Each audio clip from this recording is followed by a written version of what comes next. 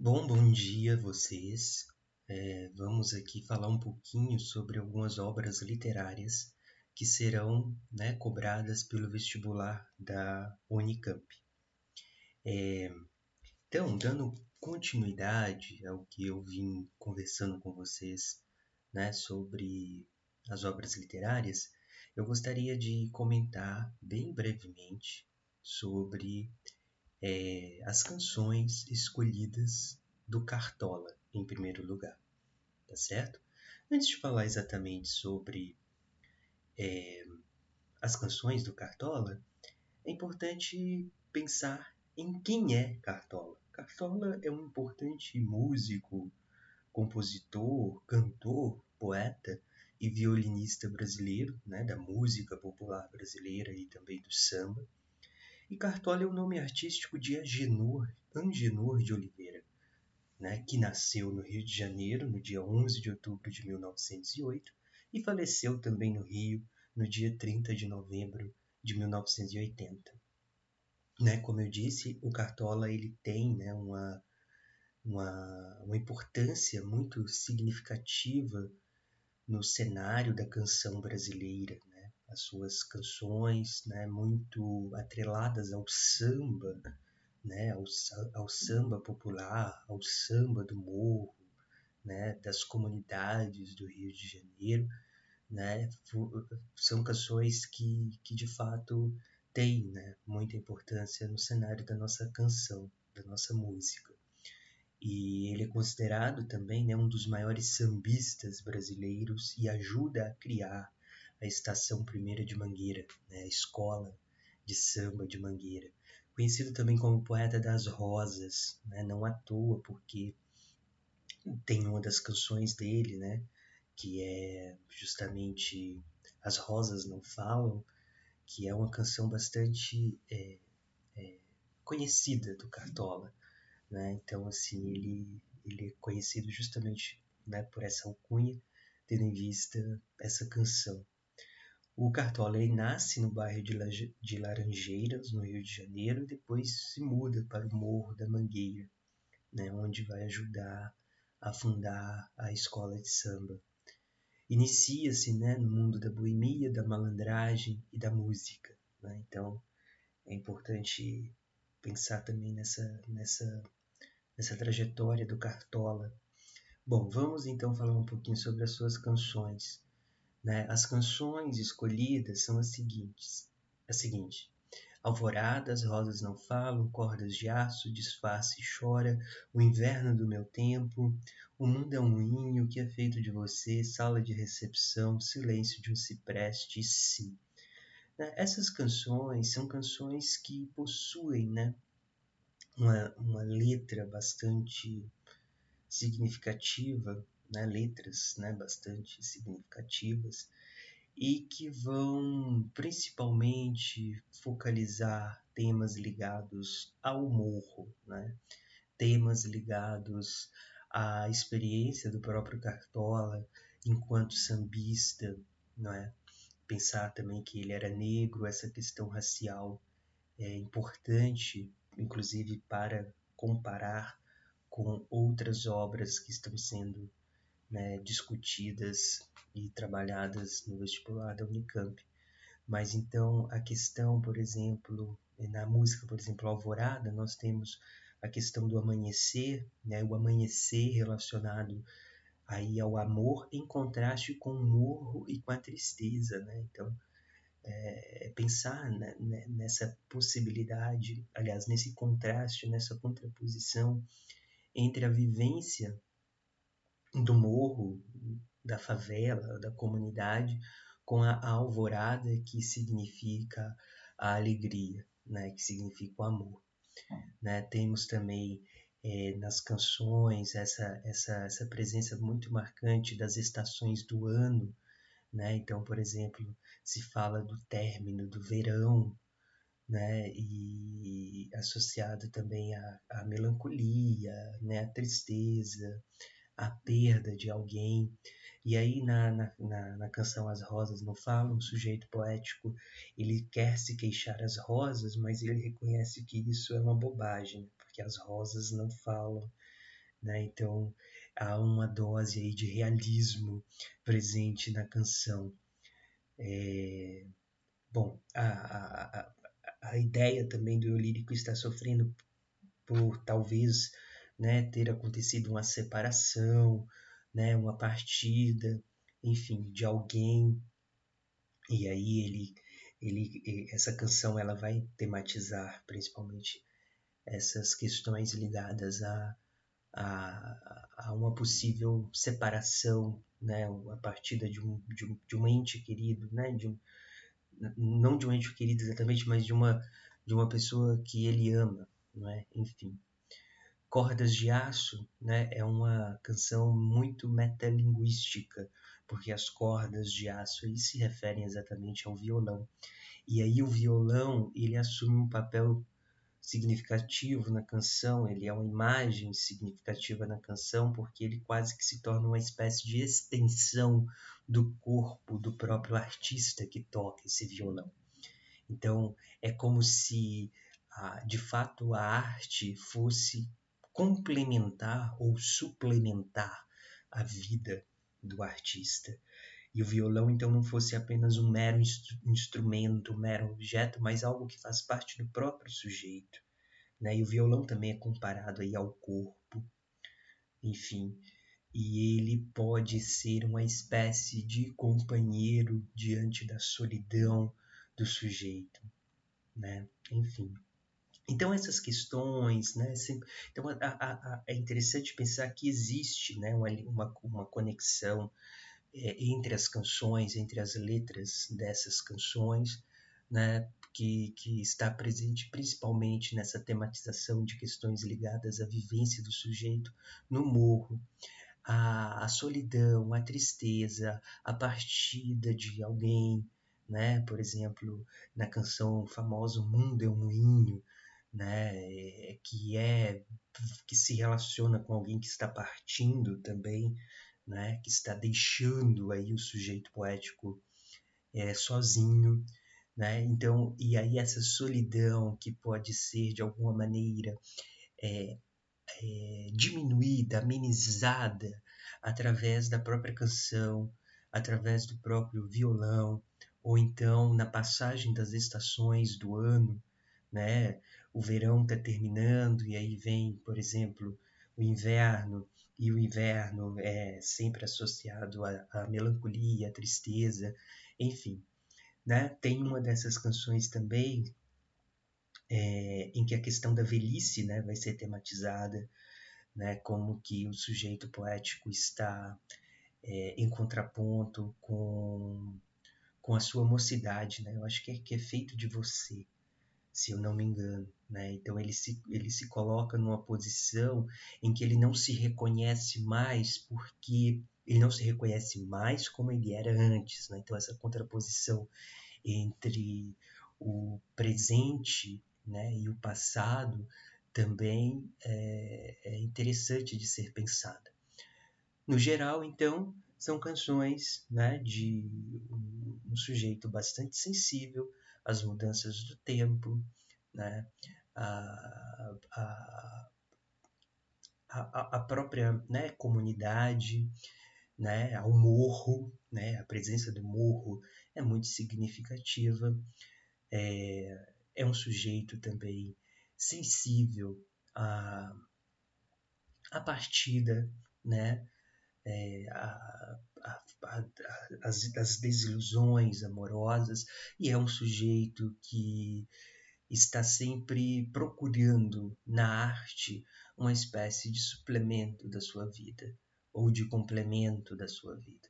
Né? Então isso é importante de ser, né, destacado. Né? E aí a figura do violão assume esse papel. Né? O violão que, mais do que um amigo, mais do que um companheiro, ele é também uma extensão do próprio corpo do compositor, do poeta, que é, né, o sujeito que está aí nas canções do Cartola, tá certo? Então, é isso em relação ao Cartola. Vamos falar também, né, do Ailton Krenak, né, que escreveu, entre outros livros, A Vida Não é Útil. Quem é Ailton Krenak? Ailton Krenak, ele é um escritor, né? Ailton Lacerda Alves Krenak é um líder indígena, ambientalista, filósofo, poeta e escritor brasileiro. Né? Então vejam que o Ailton Krenak ele tem diversas frentes de atuação no debate intelectual brasileiro, né? Representando a voz indígena, né? Representando os povos primitivos, os povos originários. Então, a sua atuação enquanto um líder indígena é muito importante. E é membro da Academia Brasileira de Letras também, né? A voz indígena mais importante da Academia Brasileira de Letras, a única, né, no caso. Ele nasceu no dia 29 de setembro de 1953 em Itabirinha, Minas Gerais, né? E é um escritor contemporâneo, né? Ele pertence à comunidade indígena Krenak, na região do Vale do Rio Doce, fortemente atingida pelo rompimento da barragem de Fundão da mineradora Samarco da Vale em 2015, um crime ambiental. E aí é interessante pensar que a obra do Ailton Krenak ela vai refletir muito sobre essa questão relacionada a esse crime ambiental perpetrado pela mineração, né, da Vale do Rio Doce.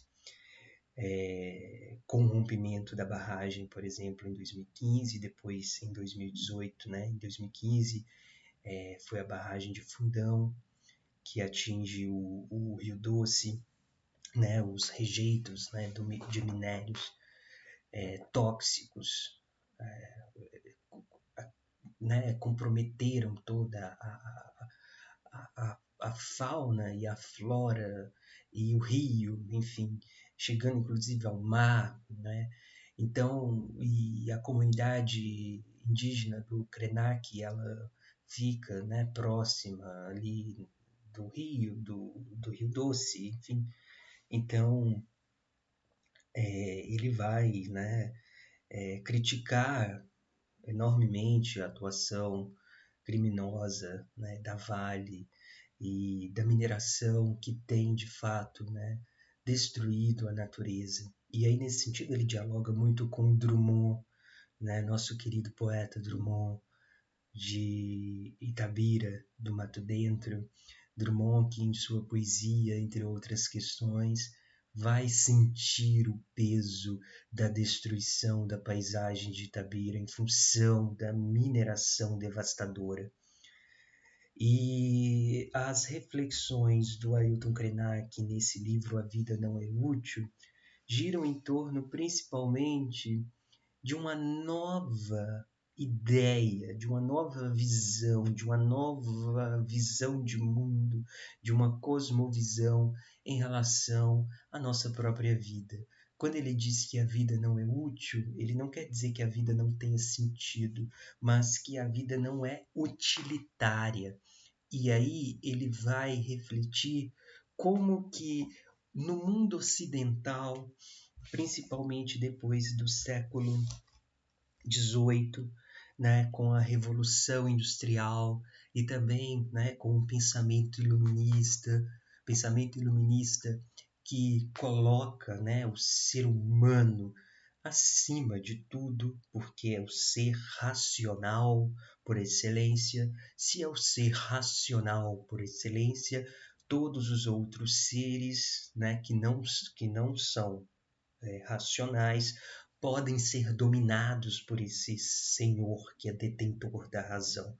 E a partir daí se cria uma ideia de que o ser humano, por ser dotado de razão, ele é o sujeito e as demais outras coisas são objetos, né? Aquela relação de sujeito e objeto que até havíamos comentado, né?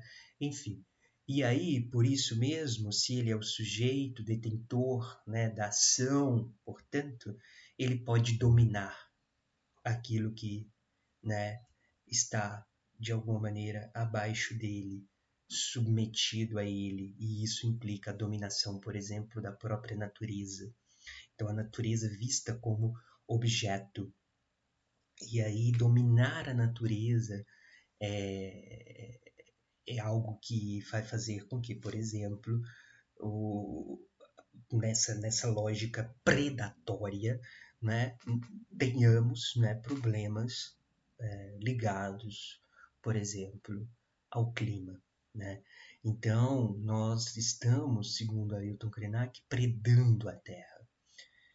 E nessa concepção, nessa ideia de que a vida é útil, no sentido de que precisamos, né, o tempo todo estar aqui no mundo para fazer alguma coisa, para construir alguma coisa,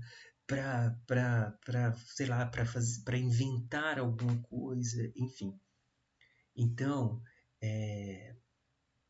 ele questiona essa lógica capitalista, mercadológica, enfim, de que tudo tem que virar produto, de que tudo tem que virar mercadoria, de que tudo tem que ser vendido, de que nós precisamos criar objetos, de que precisamos inventar soluções para tudo, enfim, né? E aí ele faz um apelo, né, tentando retomar a visão de que a visão que as comunidades, né, primitivas, que os indígenas têm em relação à natureza.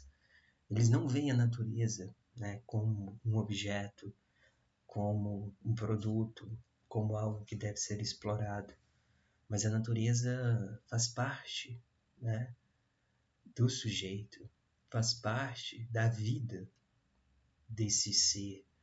Então, eles entendem a natureza como parte da família, né?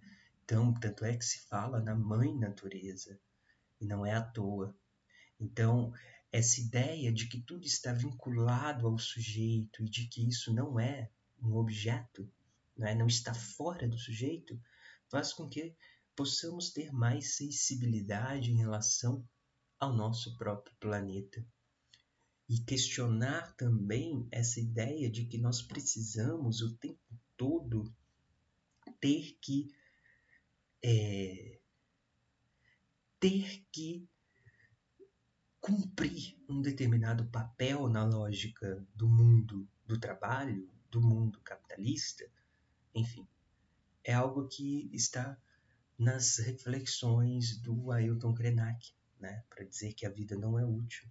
E aí seria interessante até assistir aos vídeos dele em que ele comenta sobre essas questões. Né? Nós precisamos pensar que a vida não é. A gente nasce para. E aí ele fala isso, não é para, por exemplo, estudar. Vejam, que essas questões, né, a gente nasce, vai estudar, depois tem um diploma, vai fazer uma faculdade, vai ter um trabalho, vai comprar um carro, vai comprar uma casa, vai. Enfim, né? Então, todas essas ações são ações que elas colocam as outras coisas como objetos, digamos assim, né? E aí, isso que nós estamos, então tem um carro, todo mundo precisa ter um carro. E aí, veja, a quantidade de carros que existem no mundo e como que isso, por exemplo, contribui para a poluição do planeta, por exemplo, né? Entre outras coisas, né? Então a gente precisa dar uma desacelerada, pensa o Krenak, porque e tudo isso que vem, inclusive, vem principalmente depois da Revolução Industrial, fez com que o mundo entrasse em colapso, e o mundo está em colapso. Vejam aí as alterações do clima, por exemplo. Então, essas questões estão no debate do Ailton Krenak em relação a isso. A vida não é útil, não é no sentido de que a vida não tenha sentido. É no sentido de que nós precisamos mudar a visão que nós temos em relação à vida, porque a gente nasce para fruir a vida, isto é, para aproveitar a vida. E aí me lembro até daquela lógica do arcadismo, né, do carpe diem, colher o dia, aproveitar o dia. E é interessante porque no arcadismo, né, os poetas justamente buscam a natureza. E isso volta lá na Grécia Antiga, poderíamos pensar até na questão do ócio contemplativo, o ócio que foi negado, né, a partir da Revolução Industrial e do Comércio, né, a partir do negócio, negação do ócio, né? Enfim, porque a gente não precisa disso tudo, a gente não precisa. Se a gente volta lá atrás, até antes da invenção da eletricidade, os seres humanos viviam, né, normalmente. Claro que avanços, né, tecnológicos são importantes, mas é preciso pensar se esses avanços tecnológicos também não estão fazendo com que nós possamos morrer. Porque se o mundo acabar, enfim, se estamos predando, né, como diz o Ayrton Krenak, nós estamos predando a Terra, nós estamos predando a nós mesmos. Então é preciso mudar a concepção que nós temos em relação à própria vida e ao mundo em si, que está adoecido, segundo Krenak. Adoecido, e é preciso fazer essa transformação, que é uma transformação mais de mentalidade do que exatamente uma transformação prática nesse sentido. Precisamos pensar, né, em um outro mundo, em uma outra forma de viver, né, principalmente. E é isso que está no centro, né, do debate do Krenak, por um outro tipo de vida, por uma outra lógica afastada do mundo, né, capitalista, que pensa a natureza como um objeto e a ser explorado, a ser constantemente explorado e dominado por esse ser que é o ser de razão. Então nós precisamos abraçar o mundo, abraçar a natureza e entender que nós fazemos parte disso. E que nós não somos e não estamos fora disso. Isso não é um mero objeto, isso faz parte de nós.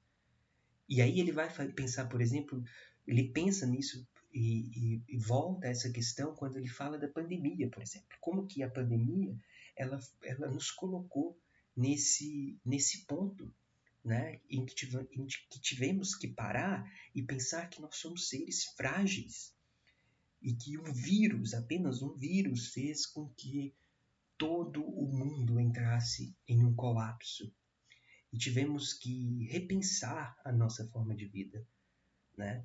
Enfim, e isso ele está escrevendo no contexto da pandemia. E aí passamos a pandemia infelizmente, continuamos pensando da mesma maneira, né?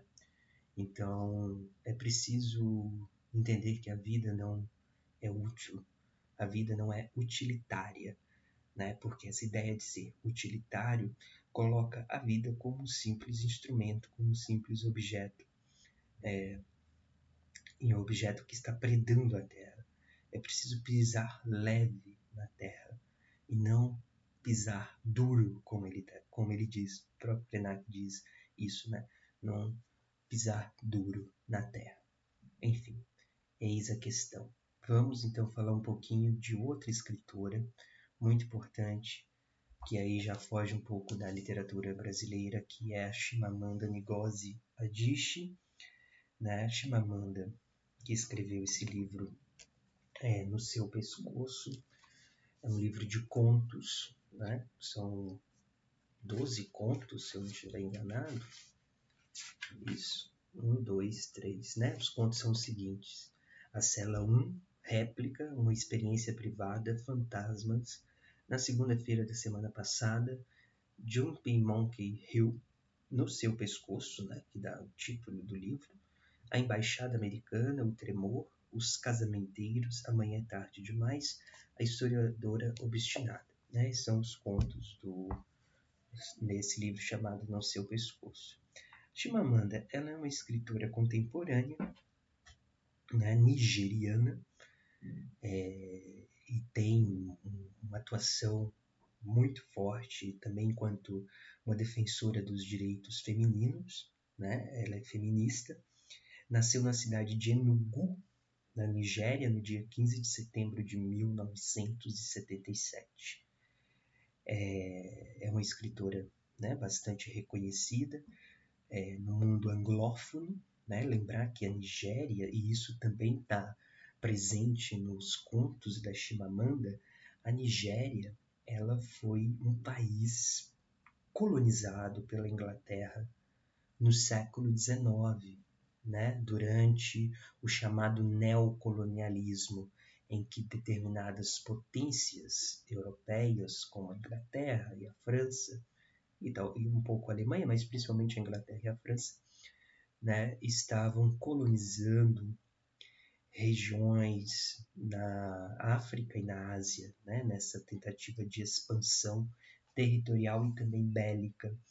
E os contos da Chimamanda vão, né, tematizar principalmente essas questões ligadas à Nigéria no século XX, a Nigéria que se torna independente, né, se eu não me engano, ali por volta de 1960. Isso, independência da Nigéria em 1960, né? Então, a Chimamanda, nos seus contos, ela vai trazer para os contos essa reflexão que tem a ver com aspectos sócio-históricos da Nigéria, né? E pensar como que o neocolonialismo transformou, né, essas regiões, como que, como que essas regiões foram submetidas a um processo exploratório, né? E o neocolonialismo também é algo muito ligado àquela ideia que o próprio Krenak está discutindo, né? Enfim, pensar os pensar essas regiões como objeto, né? E aí veja novamente a razão ocidental, europeia, enfim, que está atacando, explorando essas regiões, essas comunidades, enfim, esses territórios da África e da Ásia, né? Então a Nigéria é o centro do debate da obra da Chimamanda. Os conflitos resultantes desse processo de neocolonialismo, a luta pela independência, né? As guerras internas, as guerras civis, né? Tendo em vista que a Nigéria, assim como outros países de uma parte da África, né, tem população, né, muçulmana, então, vez ou outra, tem conflitos étnicos, religiosos, entre muçulmanos e cristãos, por exemplo, isso está sendo narrado em alguns contos, mas principalmente a grande questão que a Chimamanda coloca no centro da sua obra é a pobreza, né, da Nigéria, muito em virtude desse processo neocolonialista, né, que não deixou que esse território se desenvolvesse de maneira autônoma e foi explorado pela Inglaterra. Então, a questão da miséria e da pobreza que faz com que muitos nigerianos, por exemplo, saiam de seu país à procura de melhores condições de vida, por exemplo, nos Estados Unidos. Então, a condição do sujeito imigrante é muito presente nos contos da Chimamanda. E como que essa condição do imigrante é também difícil. Como que sair de seu país de origem e chegar a um outro país, no caso os Estados Unidos, né, exige um processo de adaptação doído, né, porque e aí tem toda a contraposição com os Estados Unidos, com a cultura norte-americana e com aquele desejo que no século XX, né, principalmente depois da Segunda Guerra Mundial, fez com que os países do chamado Terceiro Mundo, que é uma questão, que é uma nomenclatura não tão adequada hoje em dia, vamos pensar assim, os países subdesenvolvidos, né, ou em desenvolvimento, quisessem, né, no mundo ocidental, no mundo do lado do Ocidente, e não do lado do Oriente, enfim, do lado do Muro de Berlim para cá, né, pensando aí na lógica Estados Unidos e União Soviética, né, como que depois, né, da Segunda Guerra, os Estados Unidos passaram a vender, né, a sua cultura de alguma maneira, né, o famoso American Way of Life,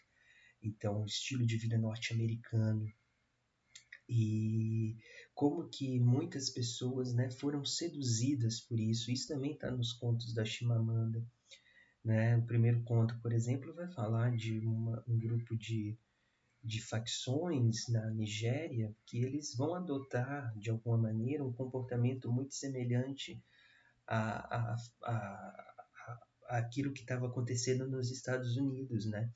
E esse desejo das pessoas, né, dos países subdesenvolvidos de saírem dos países subdesenvolvidos e irem para os Estados Unidos em busca de melhores condições de vida, mas e tudo que eles enfrentam nesse processo, né, de imigração, né, e toda a questão também racial, né, pensando que estamos falando de um país africano cuja população é majoritariamente negra, né? E ao chegar nos Estados Unidos, como que eles são colocados em subempregos, têm que lutar para conseguir o green card, né? Que é o que confere, né? O visto permanente, né? Para os sujeitos que estão em migração e como que eles são lá explorados e também como que eles passam por um processo de tentativa mesmo de adaptação num país que não é o seu país, né? E por isso não são tão bem vistos pela população local, enfim. E é interessante pensar que a Nigéria, justamente por ser colonizada pela Inglaterra, tem além das línguas de origem do país, como o Igbo, Yorubá, enfim, tem o inglês também como língua oficial. E então os nigerianos eles têm, né, o domínio do inglês, e é interessante pensar que quando chegam nos Estados Unidos muita gente fica assustada, isso está nos contos da Chimamanda também, né, dizendo assim, como que você sabe inglês, né, o que mostra essa ignorância em relação à África, né, então é interessante pensar nessas questões, principalmente. Então, a, os contos, né? Claro que não vai dar para explorar todos eles aqui, mas eu gostaria de fazer, né? Pensar no que eles estão trazendo, né? Para o debate, né? Então a questão, principalmente da situação do imigrante que precisa se legalizar nos Estados Unidos, dessa e o imigrante vivendo todo tipo de situação que o coloca de fato à margem, né? E o coloca numa espécie de entre-lugar, porque ele pertence a qual lugar, né? Ele está ali nos Estados Unidos, mas ele é uma pessoa da Nigéria, por exemplo, ou de outro país, enfim, né? Pensando na situação do imigrante, que é uma situação que lhe causa uma espécie de profunda tristeza e melancolia, porque ele está numa terra que não é a terra dele, e ele precisa fazer concessões com o habitante daquela terra, né? Para ele se adaptar ali. Então essa situação do imigrante está presente nos contos da Chimamanda, né? O tempo todo, né? Não em todos os contos, mas grande parte deles a gente vê essa questão, e também, né, a questão da mulher, né, principalmente pensando que ela é uma escritora, né, e como que na questão da mulher isso é ainda mais impactante porque, de novo, aquela lógica de tudo ser visto como objeto, inclusive a própria mulher ser vista como objeto. Então temos que questionar essa lógica seguindo as pistas aí do Krenak. E isso vale para todas as outras obras, né, que a gente está vendo. Vale para todas as outras obras que, de fato, colocam em evidência a ideia de que precisamos questionar essa lógica ocidental, essa que coloca o ser humano como detentor de uma razão em que ele acha que tudo é mero objeto e ele pode ser alguém que vai, enfim, dominar tudo e todos, né? Enfim, então é isso, né? Sobre a Chimamanda, principalmente a questão do, do dos imigrantes, da mulher, que também é vista como objeto, sofre violência sexual, enfim. A questão do racismo também, obviamente, é muito impactante neste livro. As guerras civis, a luta pela independência, as guerras civis, eu digo na Nigéria, né?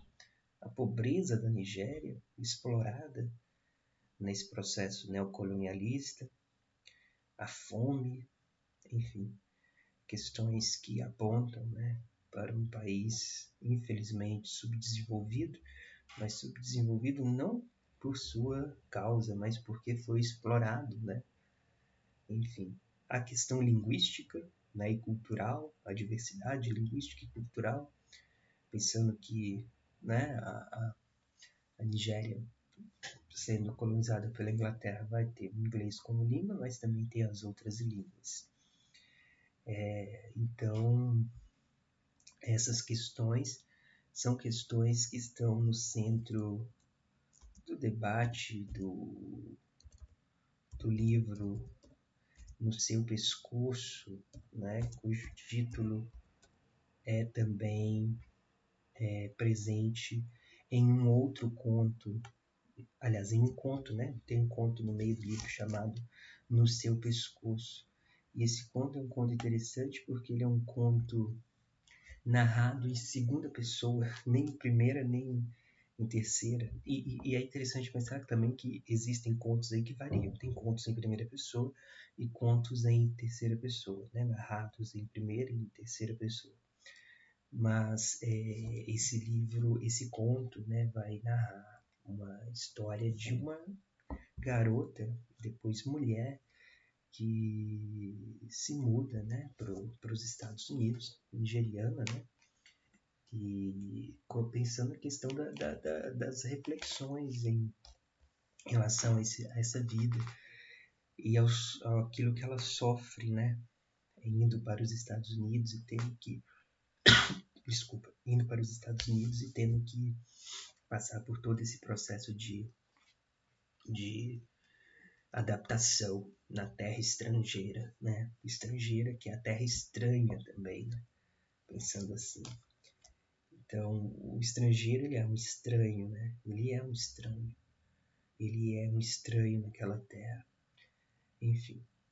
Bom, vamos ao último livro, então, que é Vida e Morte, de M.J. Gonzaga de Sá, do Lima Barreto. Lima Barreto, conforme vocês já sabem muito bem, é um escritor importante aí do cenário do chamado pré-modernismo brasileiro. O Lima Barreto, que é um escritor negro, né? Então é importante pensar também nessa questão racial, novamente aqui no Lima Barreto, e também nesse questionamento dessa lógica que objetifica e explora determinados corpos, determinadas etnias, determinadas pessoas, tendo em vista um poder aí declarado, aí sujeito que seria detentor da razão, mas aí é o sujeito europeu e branco, né? Enfim. Mas Lima Barreto, escritor aí do final do século XIX e início do século XX, importante nome do chamado pré-modernismo, né? Esse período que é de transição entre o final do século XIX e o modernismo do início do século XX. Lima Barreto, que em sua obra vai tematizar questões principalmente voltadas para as transformações, né, urbanas do Rio de Janeiro, né, ali no final do século XIX, esse processo de uma modernização conservadora que queria, né, embelezar o centro da cidade, mas ao mesmo tempo contribuiu para o surgimento das comunidades, das favelas, tendo em vista que é uma modernização que parte de cima, né, que parte da elite, não considera os anseios populares, né? Isso que inclusive vai, por exemplo, gerar revoltas como a própria revolta da vacina, né, no início do século XX, no Rio de Janeiro, entre outras revoltas populares que que surgiram muito em vista desse tipo de modernização autoritária. E Lima Barreto também vai tematizar questões ligadas, né, às pessoas negras, né, vítimas do preconceito, do racismo, da exploração, né, da exclusão, principalmente. Né? Lembrando que o pré-modernismo vai tematizar como um todo sujeitos que estão à margem da sociedade, né? Sujeitos que são sujeitos que são esquecidos, abandonados, negligenciados pelo Estado republicano, né? Pensando que é aí que a gente está no início do período republicano, né? Então, no caso do Lima Barreto, isso está associado principalmente às pessoas negras que eram descendentes de ex-escravizados ou propriamente ex-escravizados, né? Que foram libertos a partir de 1888 com a promulgação da Lei Áurea, mas não foram incluídos na sociedade. E não sendo incluídos na sociedade, devidamente incluídos na sociedade, passaram a ter que se submeter a subempregos, a questões e passando também essa questão da exclusão. Bom, mas vamos lá. A obra Vida e Morte de M.J. Gonzaga de Sá é um livro que foi publicado pela primeira vez em 1919. O texto ele é narrado pelo personagem Augusto Machado, que é um funcionário público negro de origem humilde e que tinha apenas 20 anos. Vejam aí a questão, né, da negritude presente na obra. E ele vai narrar essa história, né, falando da vida do seu amigo, que é o Manuel Joaquim Gonzaga de Sá, né, M.J. Gonzaga de Sá. O seu amigo que já é falecido e que é também funcionário público. Né? Então, a questão aí do funcionalismo público também está presente na obra. Né? Lembrando que o Lima Barreto ele era jornalista, né? Isso é importante de ser destacado. Né? A gente viu, por exemplo, estudando recordações do escrivão Isaías Caminha, como que há relações até mesmo biográficas, né? Na obra Recordações do escrivão Isaías Caminha com o próprio Lima Barreto. Né? Então, pensar na questão do funcionalismo público, que está aí começando na República, e esses sujeitos, tá? Tipo a questão racial. Então, esse Augusto Machado, ele é um funcionário público que está narrando a vida do seu amigo falecido Manuel Joaquim Gonzaga de Sá, que é um homem branco, o Augusto Machado negro, né? Então, a morte do Gonzaga de Sá vai fazer com que esse narrador comece a contar os fatos da vida dele. Né? O texto ele é ambientado no Rio de Janeiro, no início do século XIX, no início do século XX, né? Anos de 1900. Período, né? Conforme eu disse para vocês, em que a cidade está passando por transformações, né? As chamadas reformas urbanas. E aí é interessante pensar que neste momento, conforme eu disse para vocês, estamos percebendo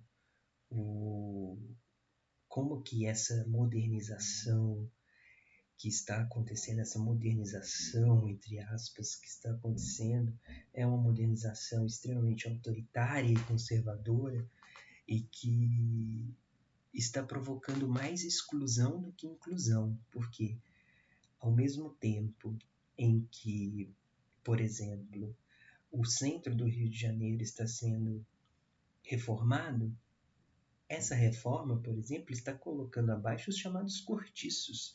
Né? E aí a gente lembra lá do Luiz de Azevedo, que é outro momento, mas está aí, próximo. Né?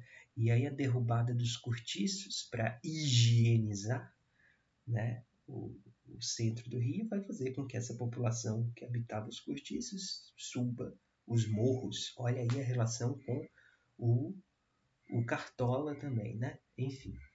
Então, é importante pensar nisso. Então,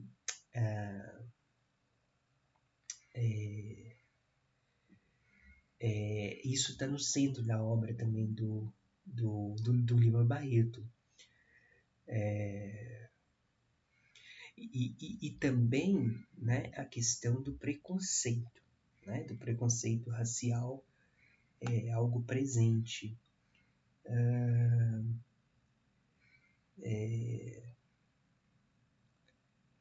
Bom, e o livro ele começa pela morte, né, do M.J. Gonzaga de Sá. Isso é importante de ser destacado também. Enfim, o enredo, ele vai trazer, né, o enredo desse livro, claro, questões ligadas ao M.J. Gonzaga de Sá. Né? E aí pensar que quem está narrando isso é o Augusto Machado, que é um homem negro. Né? Mas, na verdade, o livro do Lima Barreto, ele quer ser um livro quase que de denúncia social. Né? O que importa, principalmente para o Lima Barreto nesse livro, é de fato fazer uma denúncia social dos problemas socioeconômicos, sociohistóricos ali do Rio de Janeiro, nessa transição do século XIX para o século XX, né? Tematizando principalmente essas questões ligadas à exclusão, principalmente das pessoas pobres e pretas, e do racismo, né? Enfim, e a esse tipo de modernização, que é um tipo de modernização excludente. Então precisamos, mais uma vez, questionar essa lógica de objetificação, algo que está sendo apontado aí pelo Ailton Krenak. Né? E isso perpassa todas as obras que nós estudamos, né? Desde a Casa Velha, né? A Casa Velha que seria a representação dessa lógica, digamos assim, né? Se a gente para pensar a lógica da Casa Velha. A lógica da Casa Velha, patriarcal, mandonista, objetificadora, né? Vai fazer com que pessoas sejam submetidas a processos de exploração e de submissão, enfim. Enfim, então a gente percebe isso claramente em todos os textos que nós estudamos, todos os textos. Então é importante pensar nisso e como que isso está sendo questionado, né, de alguma maneira, em cada um deles, né? Enfim, eu acho que é isso. Eu desejo a vocês, né, uma excelente prova. Né? Pensem nas relações entre os livros, né? Principalmente nessa questão de... nessa questão mesmo de pensar nesses sujeitos que estão à margem, minoritários, enfim, que estão sendo, né, explorados. Bom, tchauzinho para vocês.